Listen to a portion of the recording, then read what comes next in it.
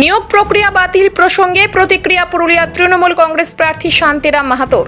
এই বিষয়ে পুরুলিয়া লোকসভা নির্বাচনে তৃণমূল কংগ্রেস প্রার্থী শান্তিরাম মাহাতো বলেন, আমাদের নেত্রী বলেই দিয়েছেন এই নির্দেশকে চ্যালেঞ্জ জানিয়ে উচ্চ আদালতের দ্বারস্থ হচ্ছেন। এই রায় নির্বাচনে কোনো প্রভাব পড়বে না। যাদেরকে টাকা ফেরত দিতে হবে তারাই এর জবাব দেবেন।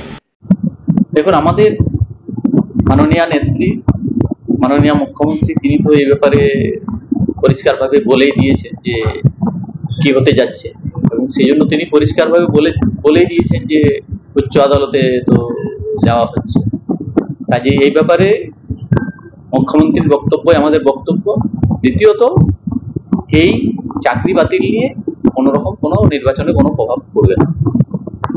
একদম ভোটের সময়, একদম ভোট যেখানে নির্বাচন সেই সময় একটা প্রভাব পড়ার একটা সম্ভাবনা না, কোনো রকম প্রভাব পড়বে না। এতে নির্বাচনে কোনো প্রভাব পড়বে না। বিভিন্নভাবে হয়তো বিজেপি বিভিন্ন রকম চক্রান্ত করছে, কিন্তু এতে নির্বাচনে কোনো রকম কোনো প্রভাব পড়বে না। নির্দেশ দিয়েছে জেলা শাসককে যে 4 সপ্তাহের মধ্যে তাদের পয়সা ফেরত দিতে হবে যারা পেয়েছে।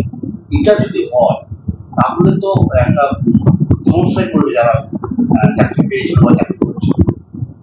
এখন এই যে সমস্যায় পড়বে, এই যে যারা সমস্যায় পড়বে তারাই তো এর জবাব দেবে। যারা সমস্যায় পড়বে তারাই তো জবাব দেবে।